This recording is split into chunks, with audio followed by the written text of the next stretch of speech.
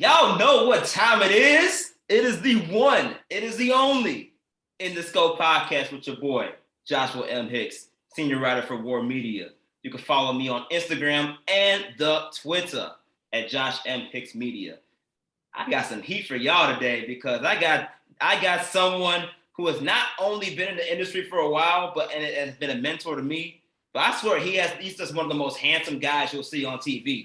He got the curly, this wavy hair. He got the trim beard. He's doing his thing. He got the muscular body. You see him on TV all the time with Windy City Live, and now doing sports with ABC7. He's doing sports anchoring, sports casting. I mean, the dude's a real deal in every industry, including looks. I'm kind of jealous, but it's all good because I got this special guy on my show. And like I said before, he has been a real mentor to me in this game. And knowing him for the years that I have, I'm just so honored and blessed to have this guy on my show and for him to take the time out of his busy schedule to come on my show and talk about real things, life and sports. Everybody give it up for my guy, Ryan Chiaverini. Ryan, man, say hello to the audience. How you doing? Man, Josh, that was a heck of an intro, man. I need to hang out with you more often. It's good for my confidence, man. Thank you. Thanks for having me. And man, it's fun for me to be on the other side of this and to see you hosting a show, because typically I'm the one introducing guests and all of that. But man, I'm proud of you, man. You've come a long way. Oh man, I really appreciate it. You know, we go back like four flats on the Cadillac, as they say back in the day. So I appreciate you, taking your time to actually be on the other side of the seat. Like, how does it feel to not actually host something, but be on a show where you're just an analyst or a guest and you can just speak freely, not have to worry about, teleprompters, transitions, and things. How does that feel? It's kind of nice, to be honest, but I'm always tempted to want to ask you questions. So that's kind of the double-edged sword, but it is nice. It's kind of fun to be on your show and then and just answer questions for a change. Oh yeah, for sure. I bet it is, and I'm cool with you asking me questions because that's what we do. This is conversation. We're dialoguing and educating each other on this platform for not just me or each other, but for the audience as well. That's what this is all about. I named this podcast a long time ago In the Scope because you're looking at the scope of different lenses. You get the different viewpoints of how people talk about certain topics and their opinions on those topics. So all you're doing is you're just living up to the name, man. You just different perspectives from different lenses. So that's all we're doing. That's all we're doing. So just bring on the questions. You got questions, ask me, because I'm gonna ask you, and we'll keep the dialogue going. And my biggest question is, what is your ultimate career goal? Because we have known each other for a lot of years, and it was always to be a sportscaster. But now I see you're interviewing people from all different walks of life. So do you want to transition? I like the fact that for me, and we'll talk about this, I did Windy City for 10 years. Before that, I did sports for 12 years. And it's kind of nice to be able to do both. It's kind of nice to kind of dip into sports, but also to be in entertainment and to meet people from, all different professions and lifestyles. I kind of want to do a mixture of all of that. Obviously, I'm doing some of the TV stuff. I think I'm going to be ideally more of a writer. I think I'm going to do more of that reporting aspect of things in the sports realm. That's ultimately what I want to do. You know me, get to the ESPN realm. That's ideally what I want to do. But I also want to have that extra avenue open up to where I could be more of a culture guy. Talk about culture, talk about real life issues, because that's what journalism is all about in general, telling people stories. And being able to do that with sports along with culture in general as a whole, I would love to combine all of that. So that's the next step. You know who I'm most impressed with, and I read a lot of his op-eds, is Kareem Abdul-Jabbar. I don't know how much you follow him, but him as a writer and as a thinker and a philosopher, even if you don't always agree with his opinion, he is so well educated and he just presents his argument for whatever that is. I mean, I know he spoke out about LeBron not long ago. He spoke out about the Will Smith situation, but Kareem is so much more than just a former athlete and Hall of Famer. He's such a thinker, and he was civil rights activist, that was with Muhammad Ali and Dr. King. And he's done so much that it's like, why be put into a box when the world is so much bigger and you have so many more interests? And Kareem's a great example of that. Most definitely. I agree with you, man. And I'm glad you said that, because we're going to transition to the first topic of this episode, which is your career. So talk about how you fell in love with the idea of being in journalism? Did it always start out on TV, or did you just know from a while back throughout this journey that you were meant to be on the big screen some way, shape, how? Yeah, you know, I used to watch games. My dad's a diehard sports fan, and I used to watch games with my dad. And the play-by-play guy would be on, and my dad would be like, "Hey, you should. This is what you should do. You should," because I was playing sports growing up.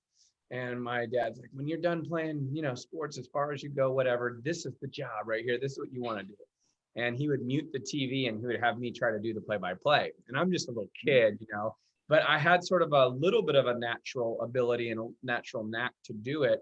And then he took me to the All-Star game in San Diego, and they did this big like setup. You know, back then the equipment was a lot bigger and bulkier. It wasn't like just these laptops like we have now, but they would have this tape deck with a VHS tape that you could put in. You had a microphone and you had a headset, and you could call a famous moment in sports. It was like $5. Wow. And I called the 1988 Kirk Gibson home run for the Dodgers. I know you weren't born yet, but I was a kid, and that was a big, big moment because, you know, my dad was in Southern Cal, so I grew up in Southern Cal, even though I have family here in Chicago. So I called the home run that Kirk Gibson hit, and I look back now, I wish I could find that tape because it was so funny. But the fact that I could do it, like some people at this fanfare were like looking at this little kid called this home run, and I just sort of fell in love with it right then. So I knew, you know, once I got done playing sports, I was fortunate to play in college. You know, my twin played in the NFL, but I knew I wanted to go into the broadcast booth. Okay, that's really you. Sports. I was a similar way. You know, I grew up, and I would just name all the stats in the world. I think there was one specific scenario that stood out to me was when I was sitting in the living room with my family. My grandparents is in my grandparents' house. We just watching college basketball. I was watching D. Will and you know, Darren Williams, D. Brown, Luther Head, and those guys go at it deep into the postseason in the NCAA tournament. And they just saying, "Oh, who's this guy? Who's that guy?" I'm just naming names. Oh, that's him. He scored this many points this season. He's averaging this many rebounds. He shot this percentage from the three. He's really good at this. He's really good at that. And they said, "You know a lot. Obviously, you play the sport, but you obviously know a lot about the sport and love talking about the sport. You might as well do something. Just might as well talk into it." And for me, I'm like, "Oh, it makes sense. I love talking sports all day. I can do it all day. Get paid to talk. Shoot, I can do it all day." But the caveat for me that I didn't understand was the importance of being able to tell a story, especially in the written format, before transitioning to the TV component. And that's something I had to learn in especially my undergrad, under my mentor and professor, you know, John Fountain. Did you have any hiccups like that when you was going through your transition into this industry? Did you, what things did you have to learn to help get you to where you are now? Well, I think that I wasn't naturally a great writer in the beginning. I remember we had to take in college, we were taking journalism classes. So you take like your TV stuff, but you take your print. And I had a hard time with the print because writing for newspaper is much different than writing for TV. Right. We've talked about that. Writing for TV is much like we're talking now. It's just talking to your buddies saying, "Hey, you know, do the Bulls have any chance tonight against the Bucks?" Right? So that's something that I always try to tell journalists when you talk for TV, it's what are people talking about in the bar? What are people in Chicago saying about the Bulls in the barbershop right now? Are they saying the Bulls have no chance? Are they saying, "Hey, they surprised us in game one"? You know, those are the things that you actually want to write when you're typing for TV, because you're trying to just talk to a viewer, just like you're in a restaurant, a bar, a barbershop. Writing for newspaper is much more detailed, and it's diving more into the stats, and it's diving more, you know, the sentences are longer typically, TV sentences are short. So for me, I had a harder time with the print, and my print writing got a lot better over time, but that was an obstacle for me early on. And the TV writing kind of came a little bit more naturally for me. So I guess it's good that I chose TV and not print. I feel you. I feel you on that. And that TV component of it, obviously you flourished in that career now. You've done multiple sports shows, sports realms. I think when we first met, we talked about how you was doing the sports show with Desmond Clark. You know, talk about what was it like being in the sports industry and from a professional perspective and the different shows that you were able to participate in. prior to transitioning to the more of the entertainment realm? Yeah, it was great because when you're doing scores and highlights and you're doing the news, you have 3 minutes, 4 minutes, and you got to bang through scores and highlights, which we write all of those. As you know, we write our own copy. I think there's a big misconception that sports writers or sports broadcasters don't write their own copy, because typically in news, you do have writers because there's a lot of different news going on and there's no way for one anchor to do all the research on everything happening in the city. But for sports, you do have a producer that will help you with some information, but you write everything and you write it in your own voice, right? It's personality driven. Sports is supposed to be fun and it's supposed to be a little bit entertaining. So, but it's still very regimented. So when they came to me and said, hey, we're going to do this Bears show and you got 30 minutes now every week, now you can have some fun. I got to pick my co-hosts, which Desmond Clark was one of them. He's a great guy, still a great friend to this day. But it's a lot more freeing. And that's sort of when I got to do Windy City, it was like that every day. So I do really enjoy not being on a teleprompter and being able to just sort of say your opinions and talk freely like we are now. That's why radio is fun too, because it's not so, regimented. Scores and highlights, you got to get to the point. You got to get in, you got to get out. The news has got to end, right after sports, right? So they're definitely different skill sets. And while I enjoy them both, I really enjoy, being able to have the platforms to host shows. It's a little more freeing. So transitioning from your sports broadcasting career to now with what you did with Windy City Live for over a decade. I mean, obviously that's congratulations to you. Shout out to Val Warner. Who may be potentially checking in on this show, shout out to her. Y'all were great. And obviously I got to give a shout out to my guy Jabba for marrying Val. So, I got to give a shout out to my guy for that. Everybody knows Jabba in this city. It's crazy, man. Jabba's that guy. I mean, Jabba's that dude.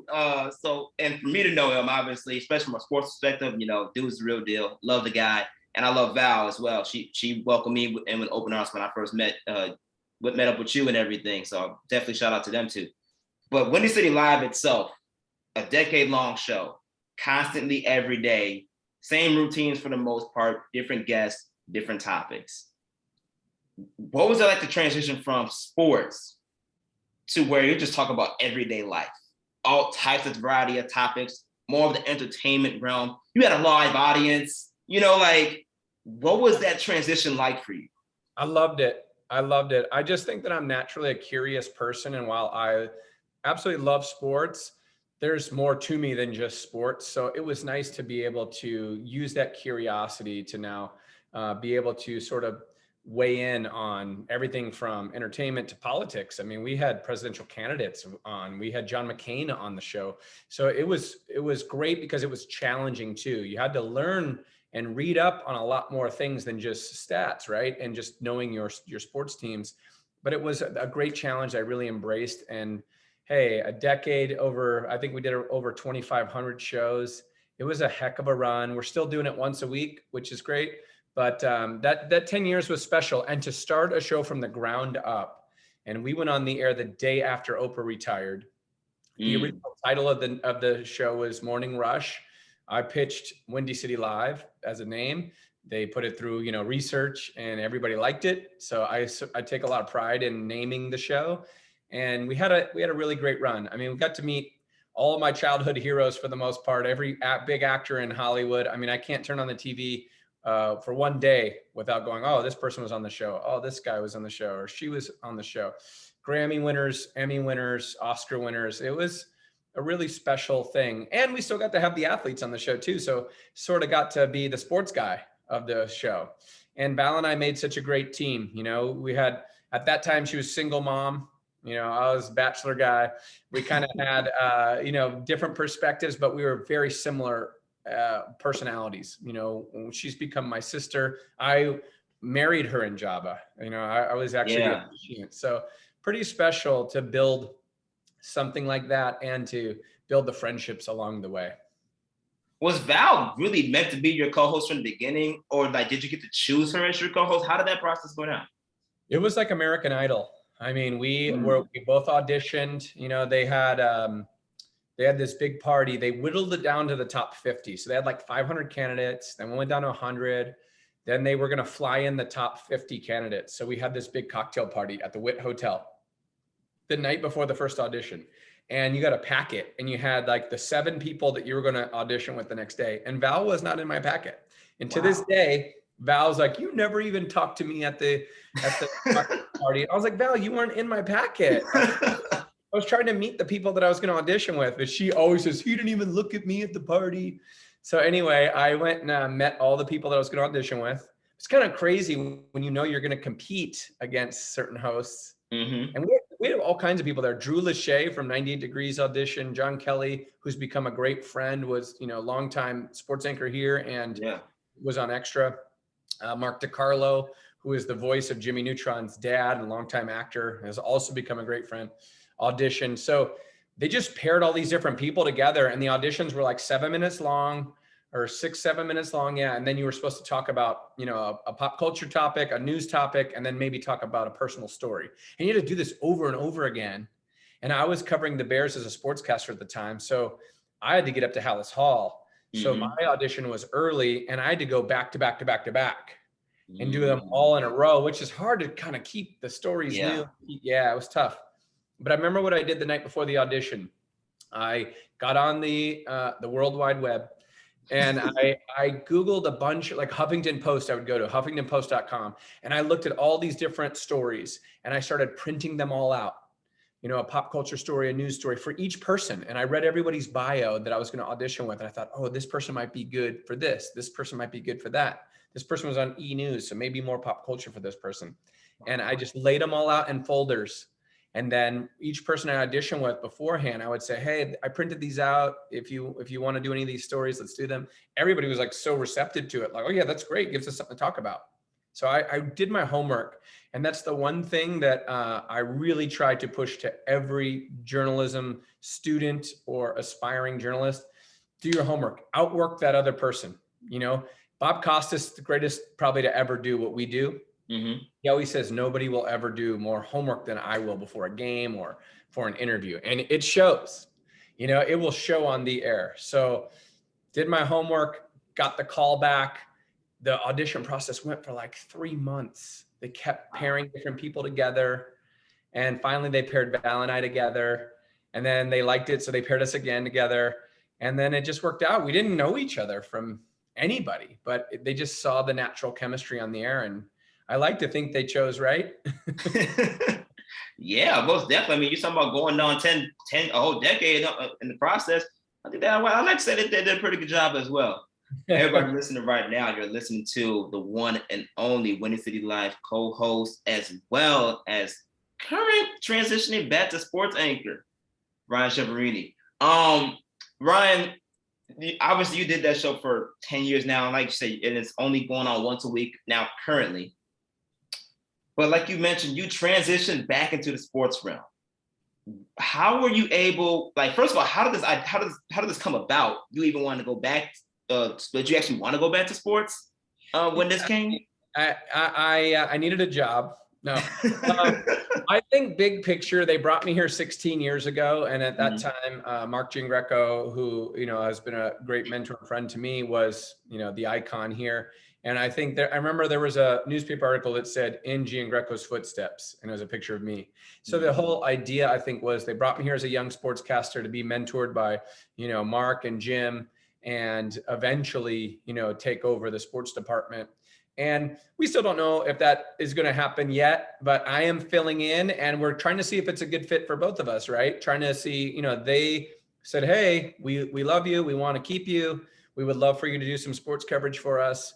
And I said, well, I am pretty free during the week. I'd like to still do the Friday show. So we've kind of been seeing if it's a good fit for both of us. But, I'm still a sports fan. I always have been. So I've been following the teams. So transitioning back hasn't been that big of an adjustment for me. I think getting used to working those sports hours, the long days, and being at games super late, or driving back from Milwaukee for the playoffs, those, I've had a pretty great schedule working for Windy City. So I think going back to that has been an adjustment. But other than that, it's been really smooth. what would you say to people? Because obviously journalism is an industry where you got to try things out, see if you like it or not, and if you like, and then if you don't, you just transition because you know at least what would not work for you. Let's just say you started in the actual news reporting realm, and then you realize, oh, I want to go to a different field in reporting, whether it was political field, sports field, whatever the case may be. What advice would you give to someone that wants to make that type of transition already in the field of reporting that they're working?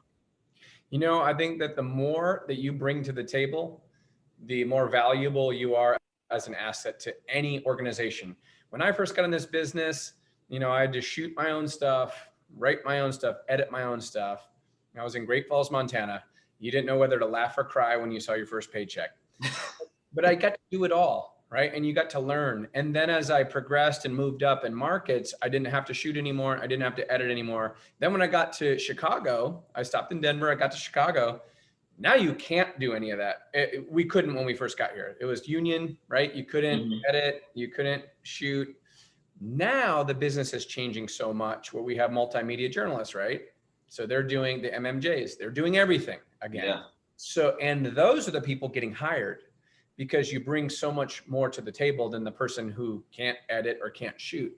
When we're hiring producers now at our station, it's a must. You have to be able to edit, and some producers even shoot. So for me, it's like the more tools you have in the shed, the better off you are on getting a job. So if your passion is politics and you're working in news, I would try to talk to your station manager and say, hey, can I do some political stories?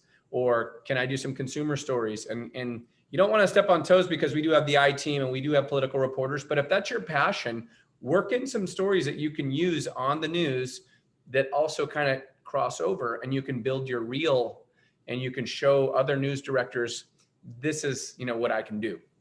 The more you can do, the better. And like for me, now that I've hosted shows, I've done sports, I feel like, it's helping my, my value to my employer. So obviously now that you've done all of that, do you want to stay in sports? Obviously we know AB's, what's going on right now is a trial run, but let's just say for some reason, things differ and you guys are different and you guys, part ways. Do you still want to stay in sports, or do you want to go back into the entertainment realm where you had that more of that freedom?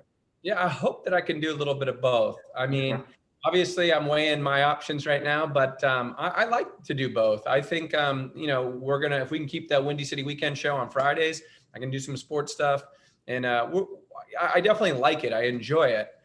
It's trying to find that work-life balance with sports. And sports is a hard grind. People that don't do it don't understand. But, I worked 12 straight Christmases doing sports.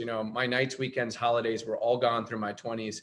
So I would like to be able to do sports, but have some balance too, and still be able to do some entertainment. And maybe I would do some radio to get that sort of freedom of hosting too. So for me, I like being able to have my hand kind of in a little bit of everything. And I highly recommend that for anybody, not maybe in the beginning, focus on one thing, on one craft and really master that, but then challenge yourself to do maybe something different. Well, I mean, you're Ryan Chiaverini. I'm pretty sure you get to have your hands in all the pots. I'm trying. I feel you. But obviously, since you started this sports realm, or getting back to the sports swing of things, you have been able to now cover the Bulls as they're in the playoffs against the Milwaukee Bucks. So let's just transition into the playoffs, and starting with the hometown Bulls team. From what you saw in game one, like what was your analysis reporting in that realm? And do you think the Bulls actually have a chance to come and top Milwaukee, as they go to get past in that first round? Well, when game one opened with that 9-0 run, I was like, uh-oh. And I'll be the first to admit, I thought the game one was going to be a blowout, especially the way it started. But credit to the Bulls, they fought back, and they had a chance to win that game. They had a chance to tie it with 30 seconds left, and they shot terribly in the fourth quarter. They were 3 of 19 in the fourth quarter, and 3 baskets. And DeMar DeRozan's never going to shoot that poorly again. I think he was 6 of 25. Terrible game for DeMar. To beat the Bucks in 7 games, I don't think this is our year for the Bulls. I think we're one superstar short, and I think that they need to find that superstar in the offseason. They did a great job this past offseason, probably the best offseason of any NBA team with the acquisitions they made. I still think we're a little bit short. You got the defending champs, and they didn't play well either. The Bulls did hold Giannis scoreless in the fourth quarter, but those other 3 quarters, he was pretty dominant. I don't know how we stop him long term. I think it's going to be tough to win in Milwaukee. I don't think we'll get swept, but I don't see this going 7 games, unfortunately. Sorry, Bulls fans.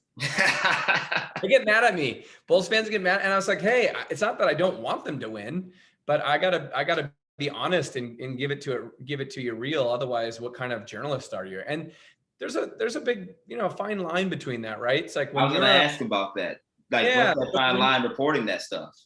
Yeah, when you're a local sports guy in a local town, right? You don't want to. I think that there's a human nature is you want your hometown team to win, but I think that you have to have some journalistic integrity too, and you can't be just a total homer and not shoot people straight and tell the truth. So I on the air, I always try to be honest with viewers, But I think it's all in your delivery, right? So I think that I said in my report before the game.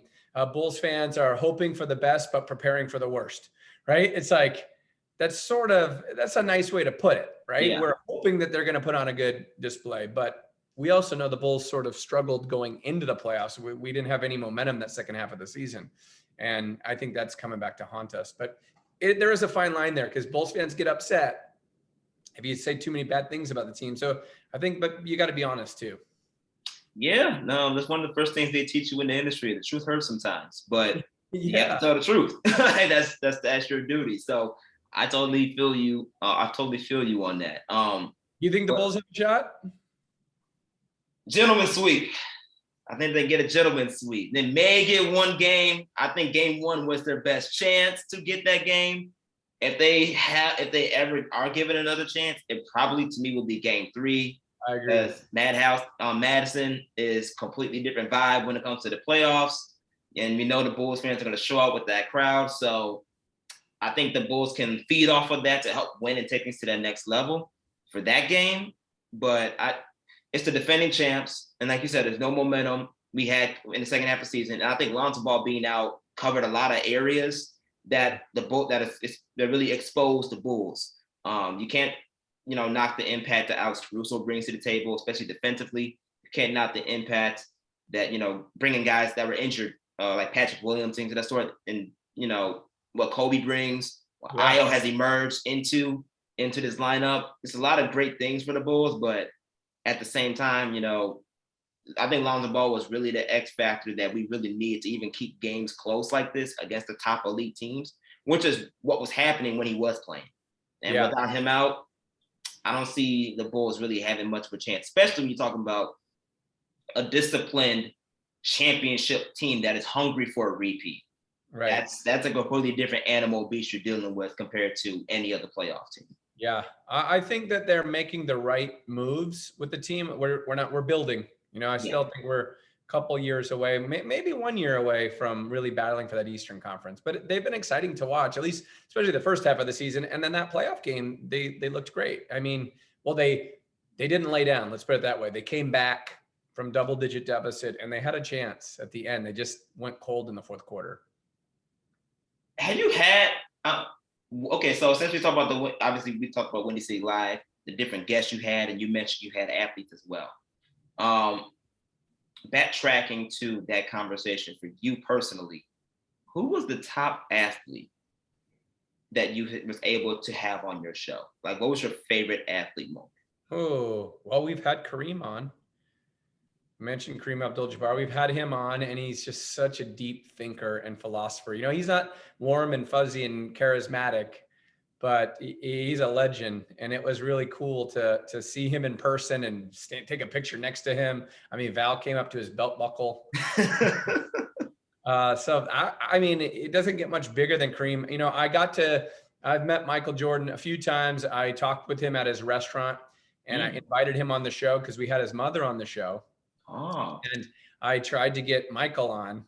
And I mean, it's still strange just talking to Michael, right? It's like you're looking at him and you're just so many memories are going through your head and iconic moments that you're trying not, he's one of those guys that no matter how many times you see him, or if you ever get a chance to speak with him, you're trying not to like totally fan out. Yeah. But at the same time, you can't help it on the inside. It's like, I've met so many stars and celebrities that I don't really get starstruck very often.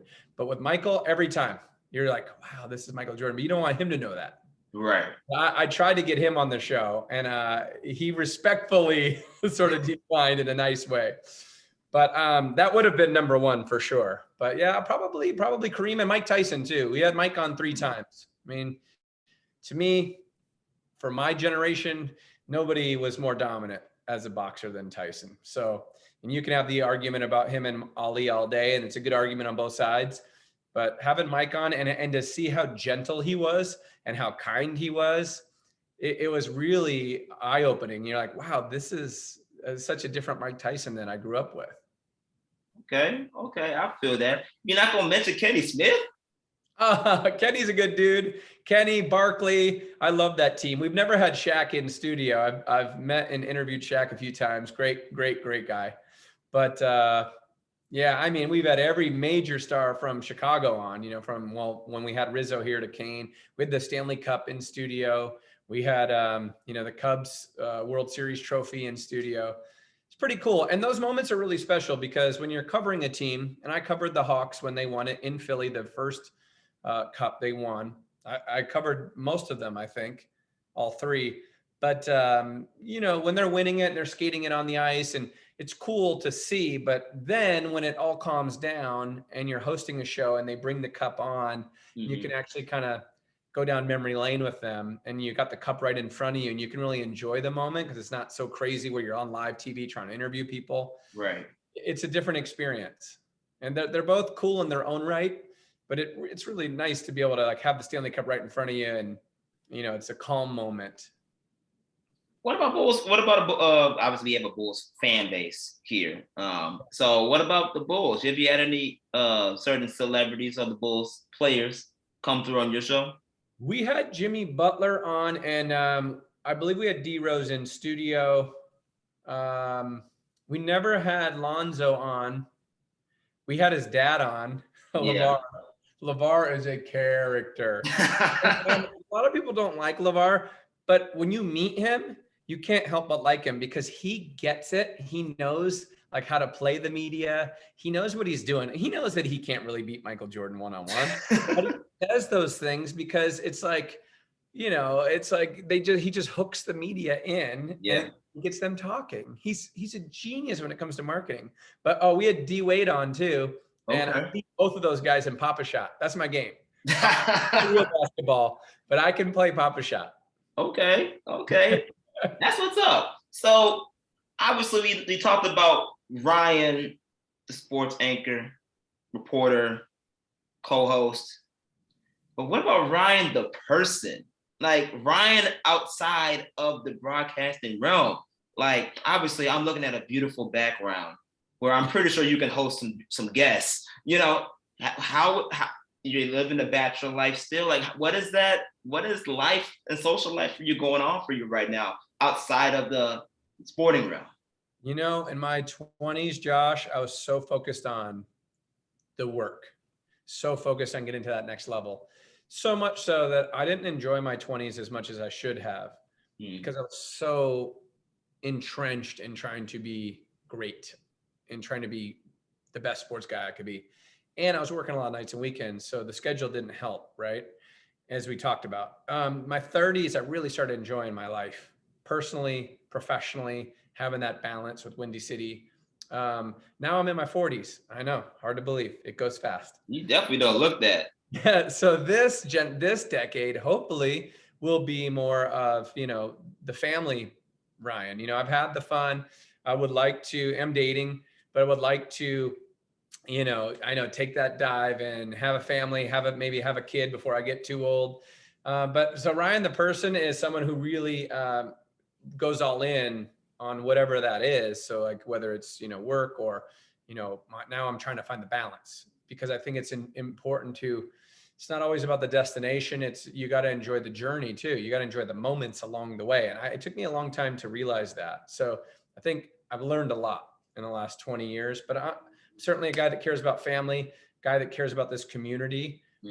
I try to do as much as I can for this city, but I want to do more. I was just thinking about it today. I was like, sports changed my life for the better in so many ways, playing sports, that I want to get involved. And I've talked to Matt Forte about trying to build a youth center, trying to get more involved in providing more opportunity for our youth in our underserved areas. So, I mean, that's me really. I'm a heart guy. I when somebody sees me on the street, I encourage them to say hello. I'm very open and warm to people because I'm very appreciative. I didn't come from a lot.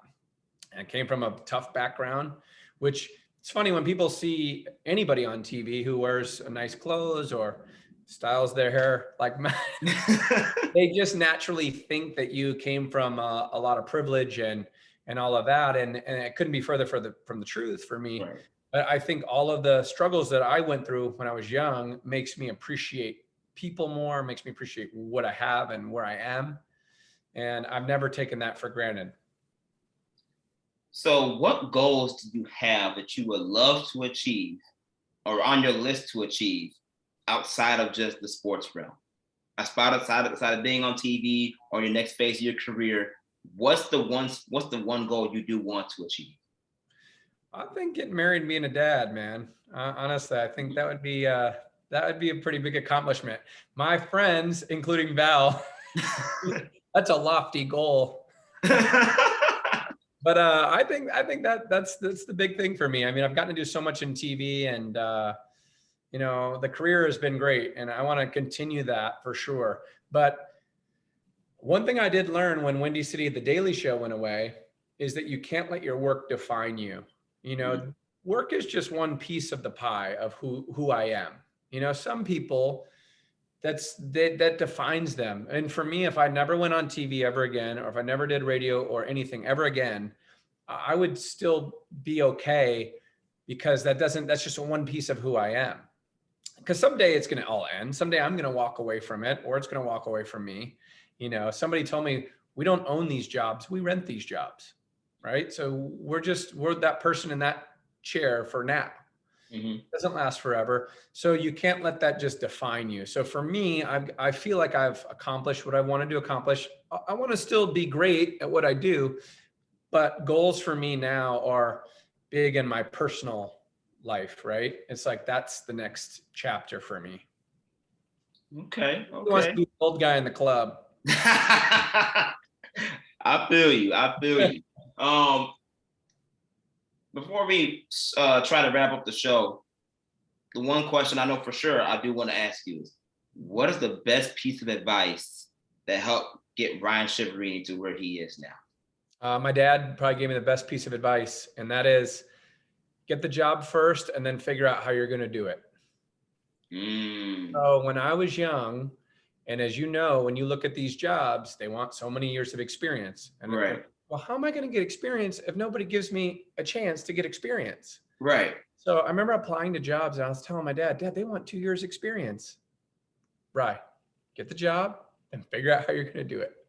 I'm like, that's crazy. He's like, yeah, but you'll figure it out. And so that's the thing, like, don't doubt yourself, right? It's like, there's a million reasons to tell yourself no about something. Oh, I'm too this, I'm not this. They're going to have somebody else that's better. They're going to have, don't do that. And it's hard, but you got to try to get that job first, and then you're going to figure it out. Do everything you can to make sure they keep you, right? But I remember getting a job in Denver when I was 24 years old. They brought me back. I interned there, which is important.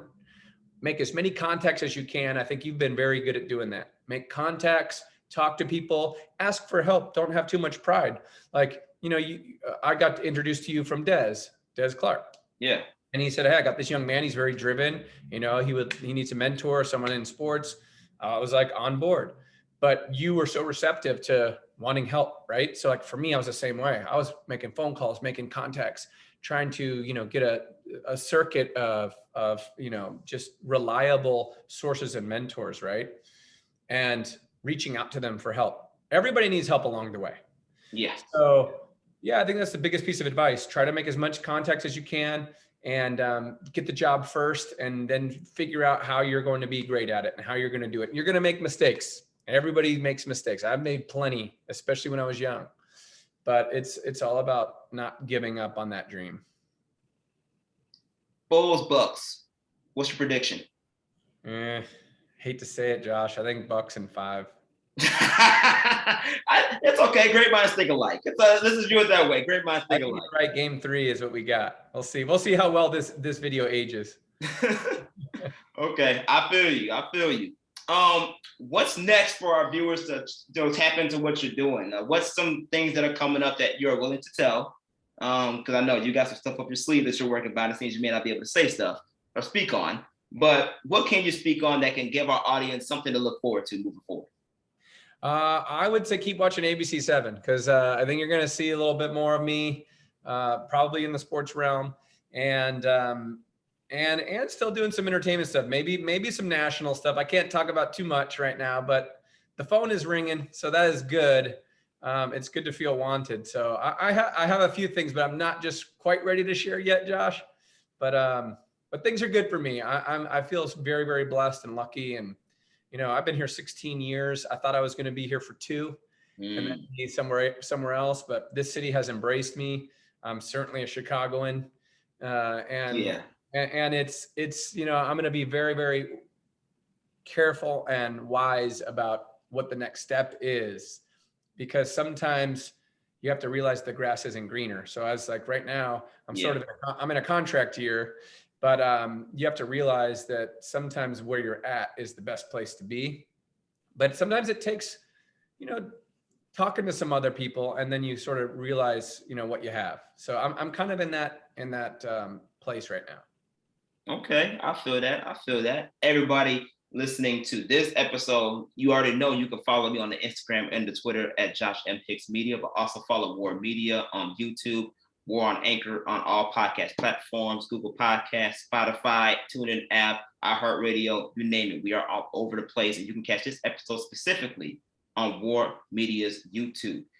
Ryan, my guy, man, you obviously you're one of my big brothers and mentors in the industry. I thank you so much for taking the time to come talk to me on my show, on my platform. And obviously, I look forward to continuing to learn more from you. I'll be sending you some stuff too, because I'm still doing some TV stuff, with school. So I'm gonna send you some of that.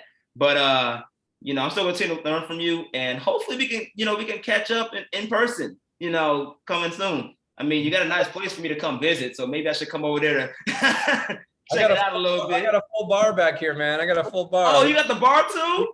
We can have a drink, man. Oh, yeah. As a cheers. But no, I'm proud of you, and I'm proud of what you're doing to get to the next level and get to the next step.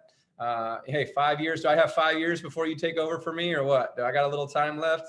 I think you got a little bit of time, because I'd rather be on the show with you while you still hosting. I'll come and do the analytical stuff. I'd rather do that. But I would love to do more of this type of stuff with you in general. So, you want me to come on your show, or you have something else different going on, I wouldn't mind being a guest. Just putting it out there, I like it. Well, now that COVID is over, we're finally able to have guests again, and we'll get you in the sports office too.